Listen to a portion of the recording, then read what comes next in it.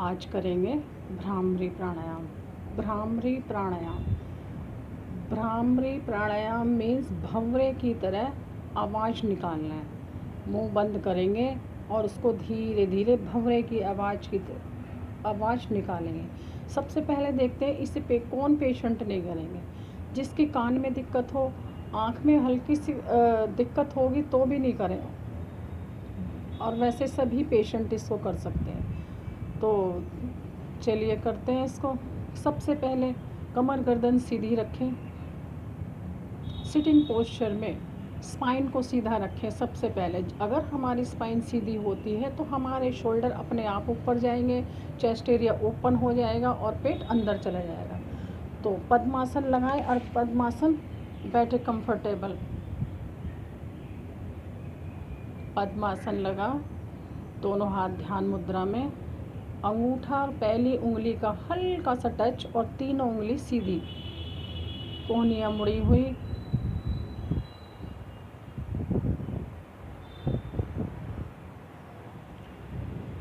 अब इसको कैसे करेंगे? अंगूठे से कान के फ्लिप जो अंदर बीच में ये सेंटर में होते हैं, ऊपर की साइड, ये बीच में ढक्कन सा होता है, इसको बंद करेंगे, प्रेशर डालेंगे। एक उंगली लगाएंगे आँख के ऊपर, दूसरी नाक के ऊपर, तीसरी होंठ के ऊपर और चौथी होंठ के नीचे। जब हम इनको बंद कर लेंगे तो सांस भरेंगे, पूरा कंठ तक सांस को भरेंगे। जैसे जैसे सांस भरेंगे तो हमारा शरीर ऊपर उठता जाएगा, उसकी लेंथ बढ़ती जाएगी। और फिर भंवरे की आवाज़ में उसको धीरे धीरे सांस को रोक के रखना और धीरे धीरे उसको छोड़ना है। छोड़ते हुए जैसे शरीर नीचे जाएगा, पेट को लास्ट में बिल्कुल अंदर खींच लेंगे और हल्का सा मूल बंद लगाएंगे। तो आए से करते हैं। अंगूठे कान के सेंटर वाले फ्लिप ढक्कन को बंद करेंगे। लगाएं हाथ पर, बंद बाद में करना, नहीं तो आपको भी सुनाई नहीं देगा और मुझे भी पता नहीं चलेगा। पहली उंगली आँखों के कोनों पर, दूसरी नाक पर, तीसरी अपर लिप होठों के ऊपर और एक चौथी नीचे। कोहनियाँ मुड़ी हुई पर सीधी रखनी है पूरी। पोजीशन बनाएं अपनी। लास्ट में कानों को बंद करें। आँखों के कोनों पर हल्का प्रेशर डालेंगे, बीच में नहीं। सांस को भरें।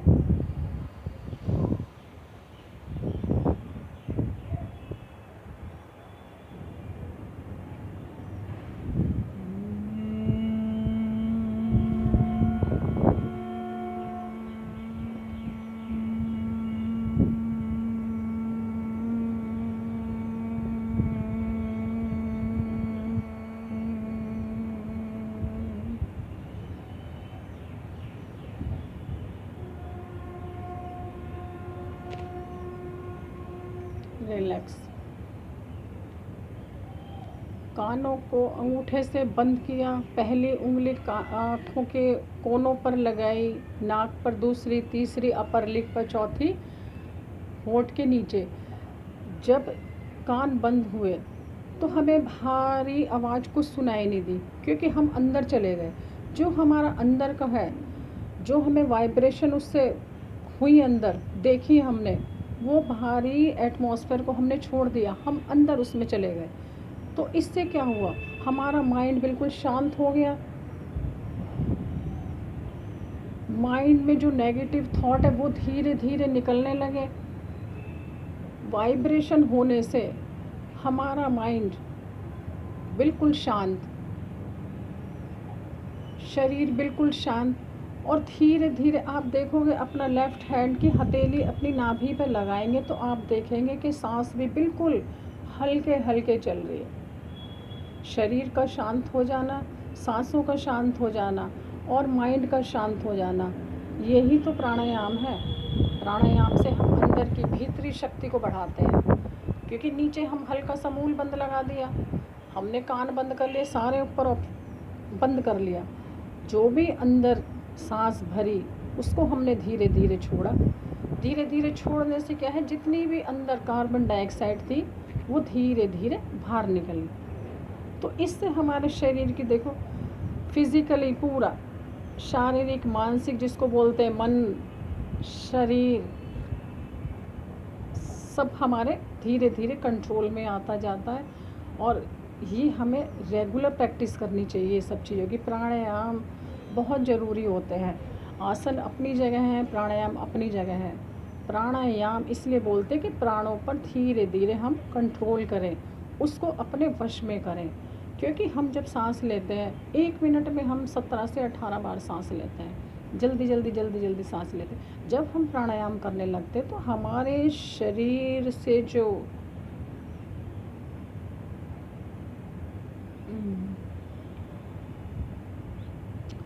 शरीर में जो ऑक्सीजन का लेवल है वो तो बढ़ेगा, ऑक्सीजन का लेवल प्राणायाम से बढ़ेगा, पर सांस पे हमें होल्डिंग करनी आ जाएगी, जिसको हम कुंभक बोलते हैं।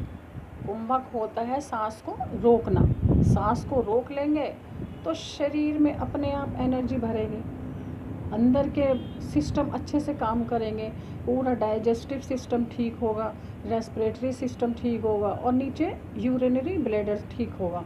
क्योंकि हमने एनएस को ऊपर खींचा है तो हमारा कॉन्ट्रैक्ट कहाँ हुआ, ऊपर पेट तक हुआ। आप अगर ध्यान लगा कर करेंगे तो देखेंगे कॉन्ट्रैक्ट कहाँ, पेट तक हुआ, नाभि तक हुआ।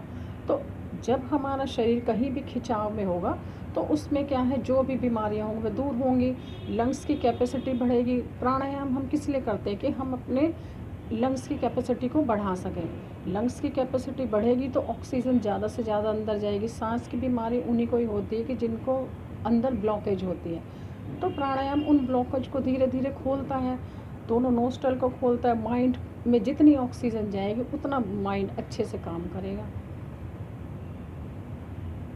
और इसको 3 बारी प्रैक्टिस में लाएं। अभी मैंने 1 बार बताया है, आप 3 बार इसको करें और आप देखेंगे। हाई बीपी वाले हैं वो इसको कर सकते हैं, हार्ट पेशेंट वाले, सभी को ही इसमें लाभ मिलेगा। ये नहीं कि ये पेशेंट नहीं कर सकते, लो बीपी वाले नहीं करेंगे, हार्ट डिसीज़ वाले सब इसको करेंगे। सभी को इसमें बहुत ही ज़्यादा फ़ायदा मिलेगा। आप इसे करें। हरिओम।